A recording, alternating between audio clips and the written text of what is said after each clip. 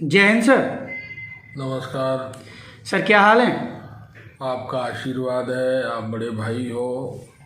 Sir ये बताइए, जो आज जो जसराना विधानसभा में जो समाजवादी पार्टी की जो पैदल यात्रा हुई है, ये इस पैदल यात्रा का क्या संदर्भ है, किस संदर्भ में निकाली गई सर? एक्चुअली क्या है, ये पैदल यात्रा पूरे जिला फिरोजाबाद में सभी विधानसभाओं में हुई है और उसी के तर्ज पर आज जसराना में इसका समापन था।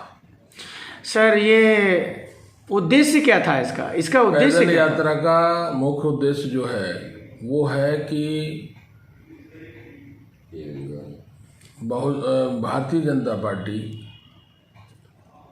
ने जो महंगाई को चरम सीमा पे कर रखा है और उसमें सबसे ज़्यादा जो महंगाई है वो उन आइटमों की है जो एक मध्यम वर्ग के, चाहे वो किसान हो चाहे व्यापारी हो, जिसके प्रयोग में आने वाली जो चीज़ें हैं उन सभी पे महंगाई बहुत ज़्यादा हो गई है।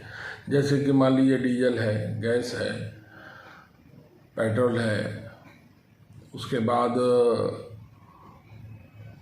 डीजल और पेट्रोल जब महंगा हो जाता है तो डीजल और पेट्रोल एक ऐसे आइटम है कि आदमी को कहीं जाना है तो डीजल चाहिए। डीजल पेट्रोल हमारे जो भी दिनचर्या है उसमें 50% सभी चीज़ों में डीजल और पेट्रोल की ज़रूरत है। तो अब डीजल और पेट्रोल रोज़ाना बढ़ रहा है। अब आज की डेट में 100 रुपये से ऊपर पेट्रोल है, डीजल की महंगाई चरम सीमा पे है। जितनी बढ़ी है इस सरकार में उतनी कभी नहीं बढ़ी है। जबकि अगर यूपी गवर्नमेंट चाहे तो डीजल के 20 रुपये रेट तुरंत कम हो सकते हैं। जो टैक्सेस हैं अगर उनको हटा देते हैं तो 20 रुपये रेट कम होंगे। सेंट्रल गवर्नमेंट चाहे तो 40 रुपये रेट कम हो जाएंगे। फिर भी ये लोग, हम लोगों का उद्देश्य ये है, समाजवादी पार्टी का उद्देश्य ये है कि इस चीज़ को, महंगाई को हम लोग बड़े पैमाने पे बड़ी आवाज़ इसलिए देना चाहते हैं कि कम से कम गवर्नमेंट को सोचना चाहिए कि जब पूरा उत्तर प्रदेश चिल्ला रहा है, पूरा देश चिल्ला रहा है महंगाई के खिलाफ, तो इनको कुछ न कुछ इस पर विचार करके कोई न कोई प्रक्रिया अपनानी चाहिए कि जिससे महंगाई रुके। चुनाव से 2 महीने पहले ये महंगाई कम करेंगे, ये आप भी समझ रहे हैं। तो चुनाव से 2 महीने पहले कम करना इनका उद्देश्य इसलिए है कि चुनाव को इफेक्ट करना। तो चुनाव को इफेक्ट करना, 2 महीने के लिए कम करना, वो गलत बात है, वो तरीका गलत है। अगर कम करना है आपको तो आप अभी से करिए और इसको भविष्य में करते रहिए। आपके पड़ोसी देशों में महंगाई, डीजल और पेट्रोल सस्ता है, आपके भारतवर्ष में डीजल और पेट्रोल महंगा है। तो बेसिकली क्या है कि इस आवाज़ को बड़े रूप देने का काम समाजवादी पार्टी कर रही है और जनता के हित का काम कर रही है। समाजवादी पार्टी की जब सरकार बनी तो नेताजी ने हमेशा ऐसे काम किए कि जिसमें किसान है, नौजवान है, व्यापारी है, मध्यम वर्ग का व्यापारी है, उच्च स्तर का व्यापारी है, मतलब सभी समाजों को, सभी वर्ग को और सभी धर्म को, उसके बाद हर व्यक्ति को, मजदूर से लेकर और उद्योगपति तक, सभी के चेहरों पर चमक आनी चाहिए, सभी खुश रहें, प्रसन्न रहें। नेताजी ने हमेशा उस योजना को समाजवादी पार्टी को दिया। एक सवाल है सर जी, एक तीखा सवाल है शिवा राठौर का आपसे, कि जब आप लोग ये कहते हैं कि समाजवादी पार्टी की सरकार में ये होता है, वो होता है, दुनिया लैपटॉप बढ़ते हैं, मेट्रो चली, विकास हुए, हॉस्पिटल बनवाए, एक्सप्रेस वे बनवाए, आफ्टर दैट, उसके बाद, इतना काम होने के बाद पब्लिक ने आपको नकार दिया। Why? Tell me right now sir. देखिए ऐसा है, जब पब्लिक ने नकारा, जब चुनाव हुआ उस समय मोदी जी को लोग कितना चाहते थे। जब चुनाव चल रहा था उस समय मोदी जी की जुबान से निकली हुई हर बात को हर व्यक्ति, हर नौजवान और हर आदमी ये जानता था कि ये बात मोदी जी ने कह दी हो गई, योगी जी ने कह दी हो गई। जैसे कि उन्होंने कहा कि भाई किसान के खाते में पैसा जाएगा, जैसे उन्होंने कहा कि भाई बहुत सारी बातें कहीं। अब उन सारी चीज़ों को मैं आपको क्या बताऊंगा, आप तो खुद चूँकि बुद्धिजीवी हैं और बड़ा काम कर रहे हैं। तो उन्होंने जो कुछ भी बोला मंच पर, वो जनता ने ये सोचा कि ये बात होगी, मगर उसमें से हुआ 20% भी काम नहीं, 10% भी वो काम नहीं हुआ।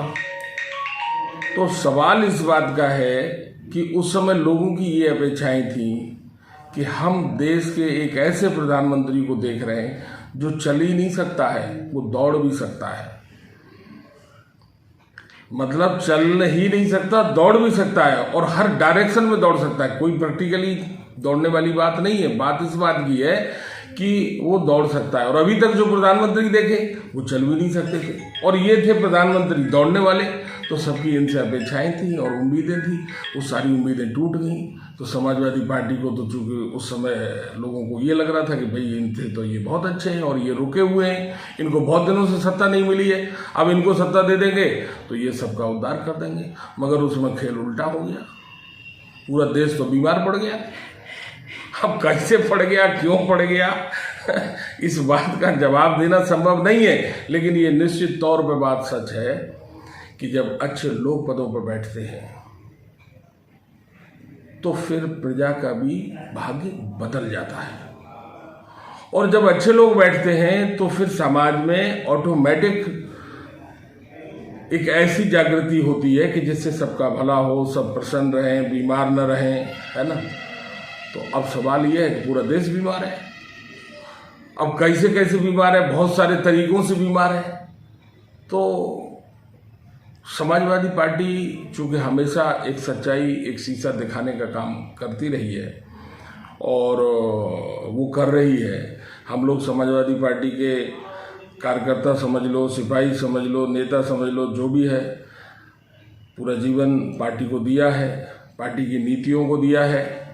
और सन 92 में कांग्रेस में थे, 92 से अभी तक जब जवानी की सांस ली तो समाजवादी पार्टी में जवानी चली गई, बुढ़ापा भी चला जाएगा, बाकी आगे जैसे भी होगा, है ना। थैंक यू सर, बहुत बहुत धन्यवाद, आपने बेशकीमती समय में से सर मैं आपको बहुत धन्यवाद और बधाई देना चाहता हूँ। और मेरी तरफ से, चैनल की तरफ से, निश्चल पैरी की तरफ से और एनपी न्यूज़ की तरफ से दीपावली की, भैया दोस्त की और आने वाली जो मैं कहूँगा कि धनतेरस है, उसकी भी आपको ढेर सारी शुभकामनाएं। आपको भी, आपके सभी पूरे परिवार को और आपके पूरे स्टाफ को, आपके पूरे सहयोगियों को। आपके सहयोगी बहुत अच्छे अच्छे हैं। तो मैं सभी लोगों को दिल की गहराइयों से, मन से और बहुत आत्मीयता से बधाई और धन्यवाद देता हूं, क्योंकि आप सच्चाई का साथ देते हैं और सच्चे लोगों का साथ देते हैं। इसलिए मैं आपको बहुत बधाई धन्यवाद देता हूं। Thank you sir. जय हिंद, जय सब।